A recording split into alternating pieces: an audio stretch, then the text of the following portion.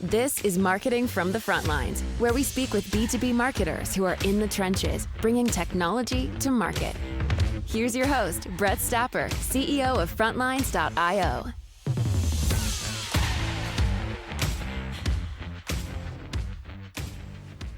Hey, everyone, and thanks for listening. Today, we're speaking with Angella Gronenthal, VP of Marketing at Nice Healthcare. Angela, how are you? I'm great, Brett. How are you? I'm doing great and super excited for this conversation. So how we like to always begin these interviews is with a really big question of why? Why marketing? How'd you end up here? So I actually started my career as a fashion stylist, and I was in New York doing that for about 10 years and kind of outgrew, it was enough of what I wanted to experience from the fashion industry. I loved my time there, but I was looking for kind of more behind the scenes things, like how the conversations, we were in charge of actually styling the campaigns, but how did the campaigns come to be, et cetera. So I actually left fashion and go to school, got my MBA. I didn't know what I was looking for. I just knew that I wanted to be part of the conversation earlier. I didn't know what that meant. So I went to school and, as you know, MBAs are 2 years. So in my mind, I bought myself 2 years of time to kind of figure it out. And yeah, so I went to USC in LA, which brought me back to California. We discussed a little bit before I got into the show, but I'm from the Bay Area, from Silicon Valley.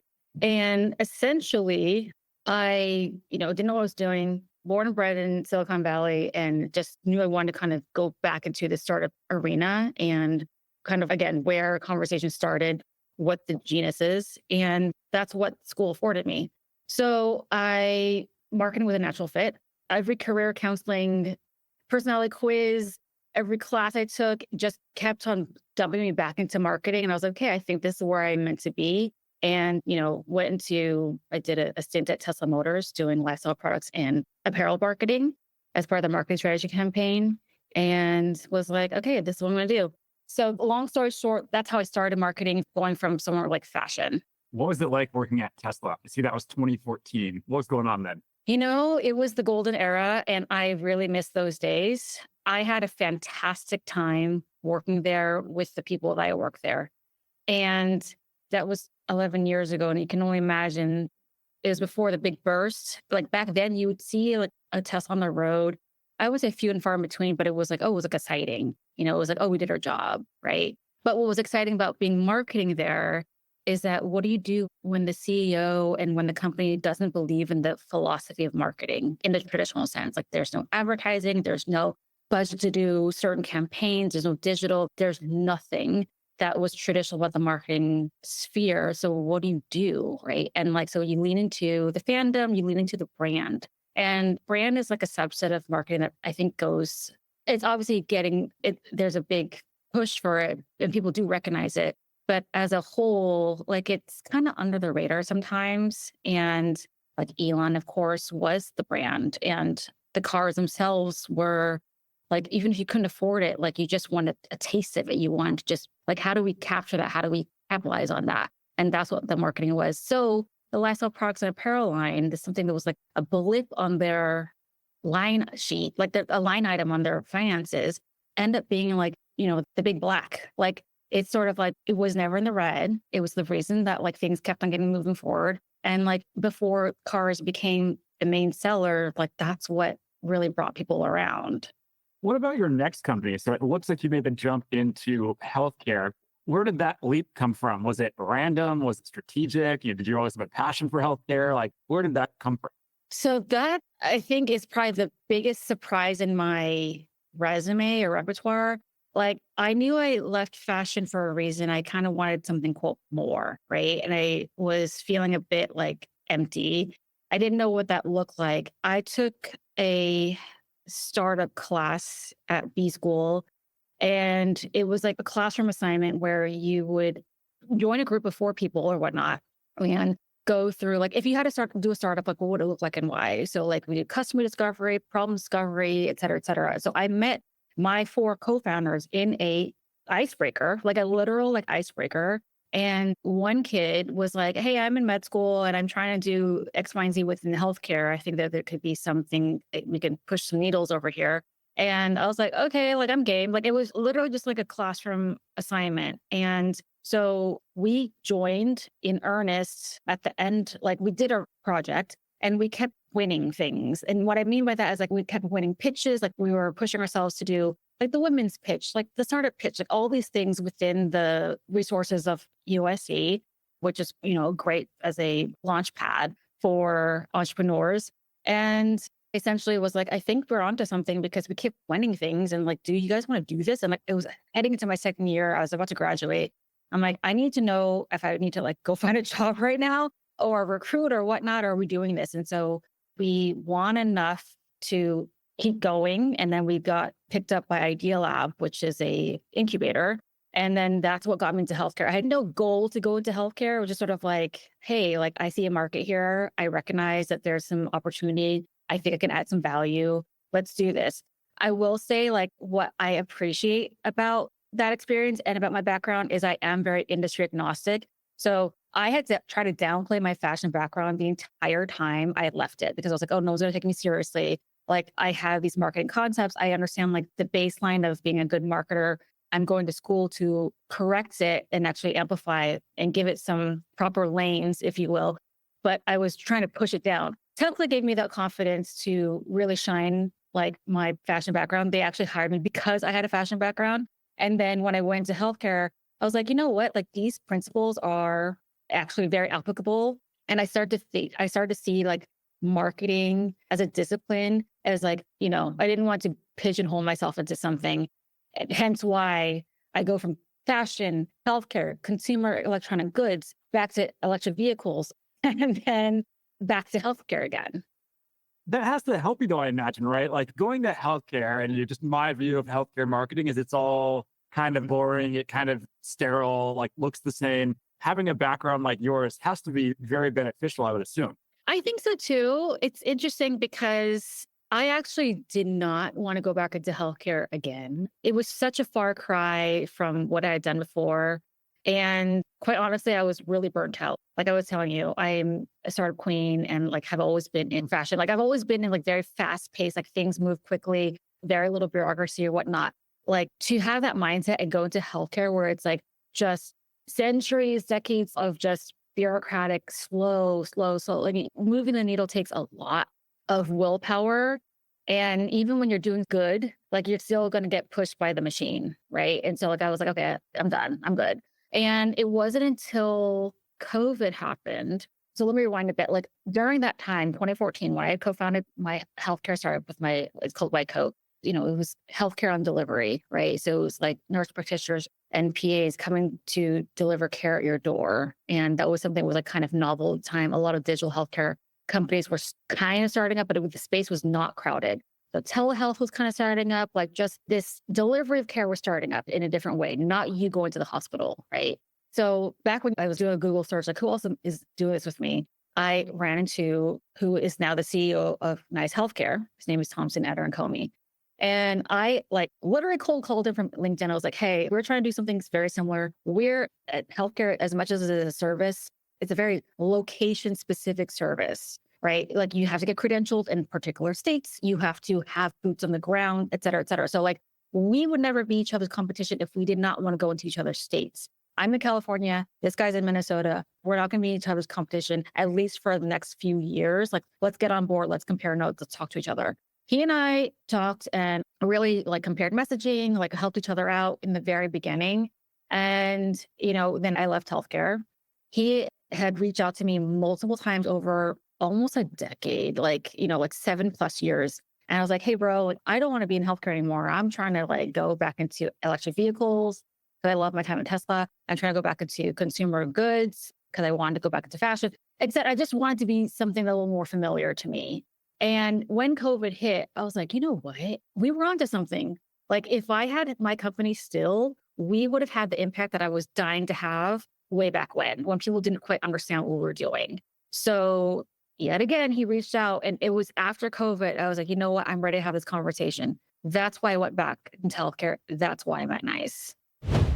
This show is brought to you by Frontlines Media, a podcast production studio that helps B2B founders launch, manage, and grow their own podcast. Now, if you're a founder, you may be thinking, I don't have time to host a podcast. I've got a company to build. Well, that's exactly what we built our service to do. You show up and host, and we handle literally everything else. To set up a call to discuss launching your own podcast, visit frontlines.io/podcast. Now, back to today's episode. If we look at your overall marketing philosophy, which I know can sometimes be hard to even articulate, or at least I struggle sometimes to articulate, my overall marketing philosophy, how would you describe yours? So I think it's a combination of being brand first and customer first, if that's okay to say. So I'm going to go into a very specific thing about healthcare marketing, because that's what I'm currently doing right now. Healthcare marketing is very neat because it's not a consumer product or service where people are actively thinking about it every single day. You only think about healthcare when you need healthcare, right? But when you need it, you really need it. So how do we maintain top of mind without, how do we find those perfect windows of when to reach out, be top of mind, push our brand, et cetera, that isn't overbearing, that isn't part of the noise. And so I'd say as much as it's about meeting the customer where they're at, it is about developing a brand that people can trust and can rely on and think about when the time comes. That formula is, I think, really hard to cross. But when you get it right, you really get it right. In addition, our particular company focuses on underserved populations. So both geographically and demographically. So even though we're a meet them where they are approach, it means we're making healthcare accessible, we're removing friction, and we're communicating in a way that resonates with the patient, not just the way it's convenient for us. So those, I think, were the two things I take into my marketing exercises. Even when I start a new company, it's sort of first of all, what the brand look like. That's for me, I'm a brand girly. That's something that I can lean on with my, I guess, raw instinct and raw talent. And then the meet them where they are on the customer's first approach is that's the key. That's the thing that seals the deal. If you're a brand girly, which I think those are your words, not mine.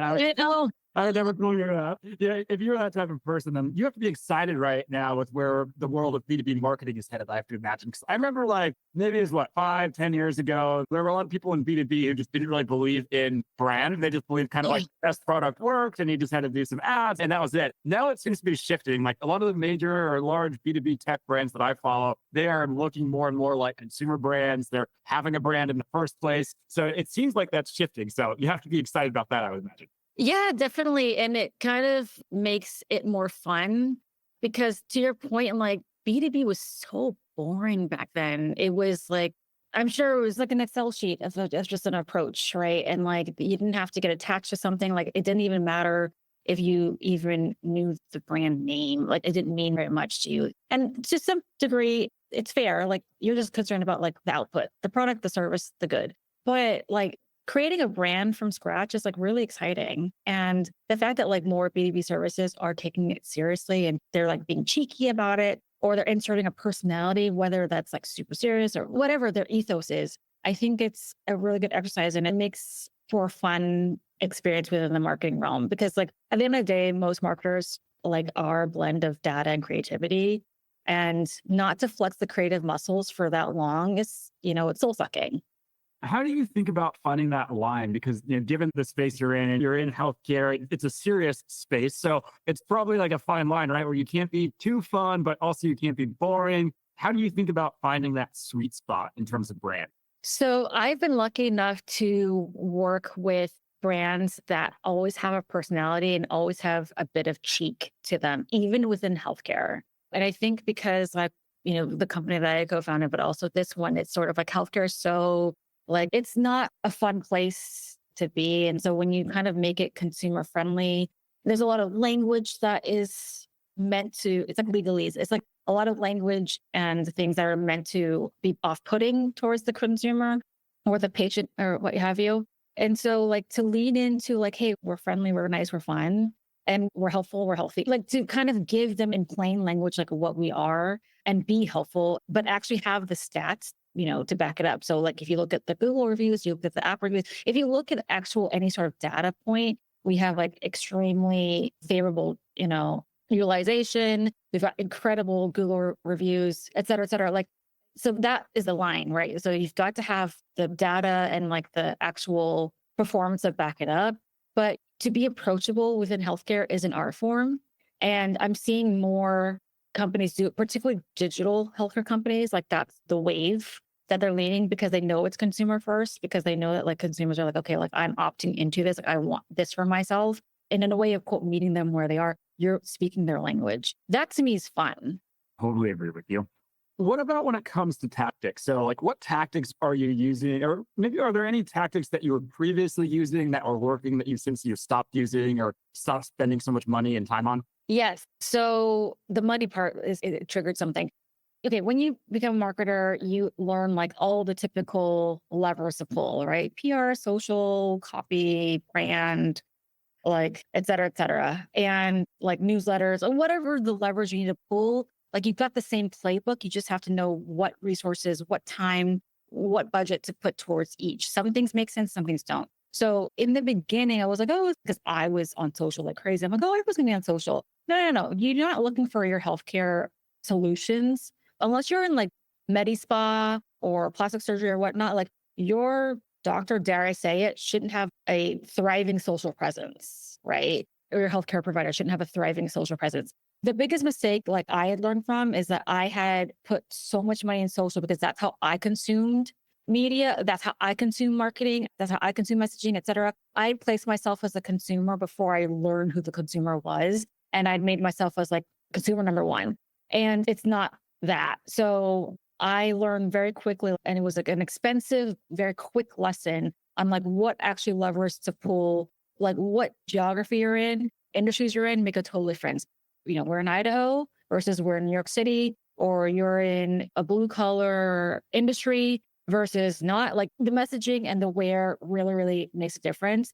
If I were to start over again, I would, let's say like advice to someone new, I would lean on your sales pitches, like your sales guys and your client success people. I would sit in on those meetings, hear a cold pitch, like learn the consumer, be a shadow in those meetings to understand like who you need to talk to. You might need to adjust your language. You definitely need to adjust your approach. The where. Are they email people? Are they postcard people? Like, are we talking billboards again? Are we talking commercials? All this stuff, like Angela, I'm used to consuming on a very digital level, right? But as I market towards another company's customer, they may not have TikTok. They may not have like whatever.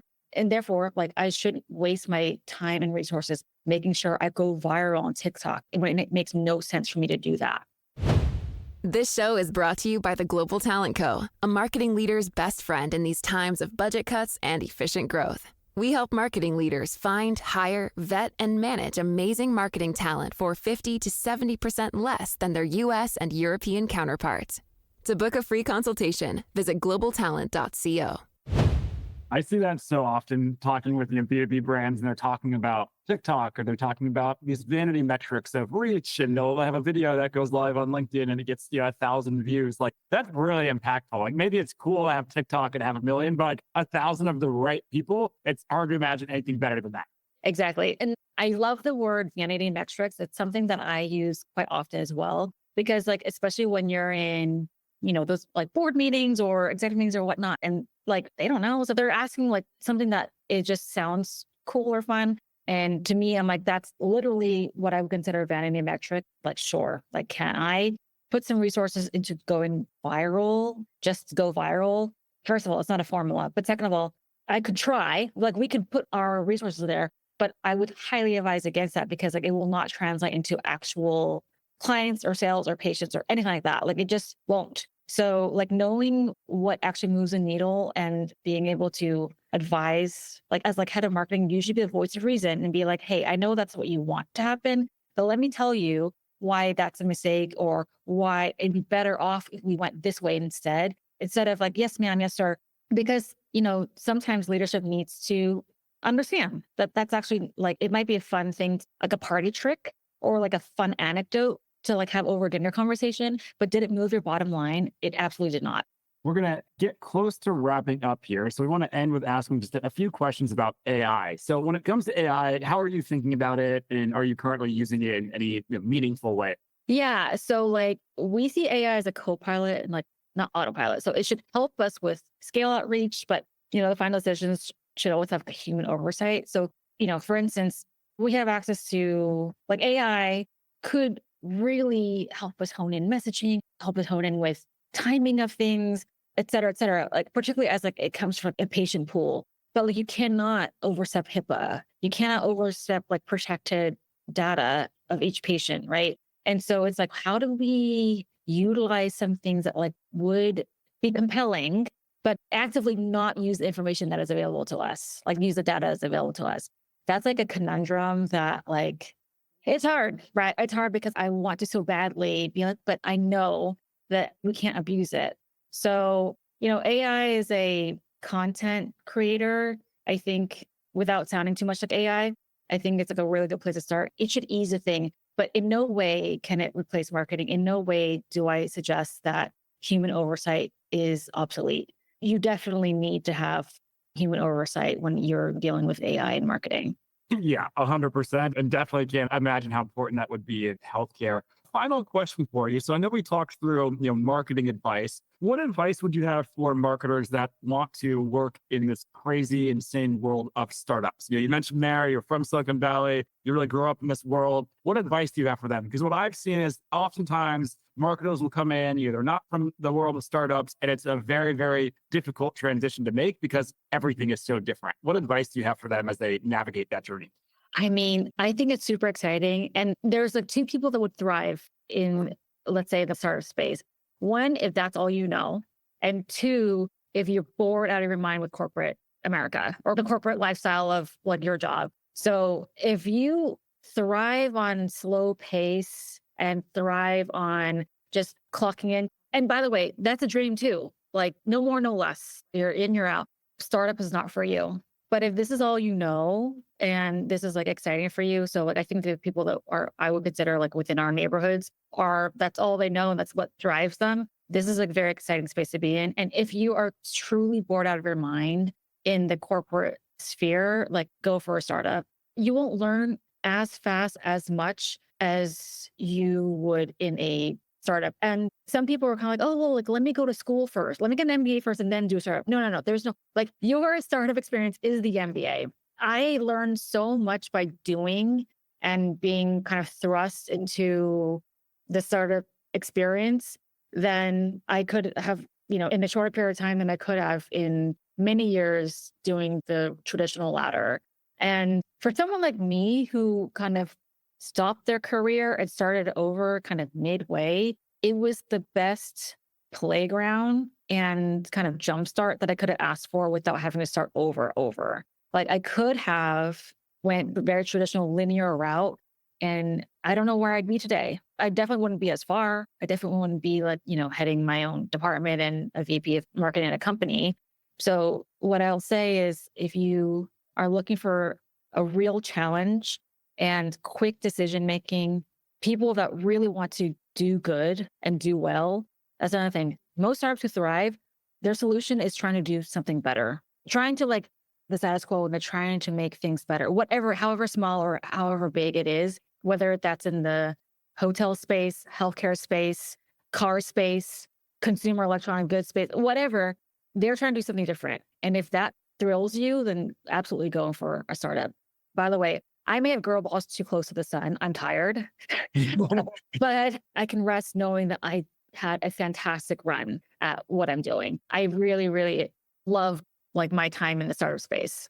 Amazing. I love it. That's a great way for us to end. I really appreciate you taking the time. This has been a lot of fun. I've learned a ton. I know the audience is going to learn a ton as well. If there's any marketers that are listening in or any founders that are listening in that want to follow along with you, where should we send them? I honestly, like since I changed my last name from being married, I don't remember what my actual like short URL is, but you can find my all socials. So LinkedIn, TikTok, Instagram, etc. Like I'm there. Amazing. Well, thank you for taking the time. Really appreciate it. Thanks, Brett. This episode of Category Visionaries is brought to you by Frontlines Media, Silicon Valley's leading podcast production studio. If you're a B2B founder looking for help launching and growing your own podcast, visit frontlines.io/podcast. And for the latest episode, search for Category Visionaries on your podcast platform of choice. Thanks for listening, and we'll catch you on the next episode.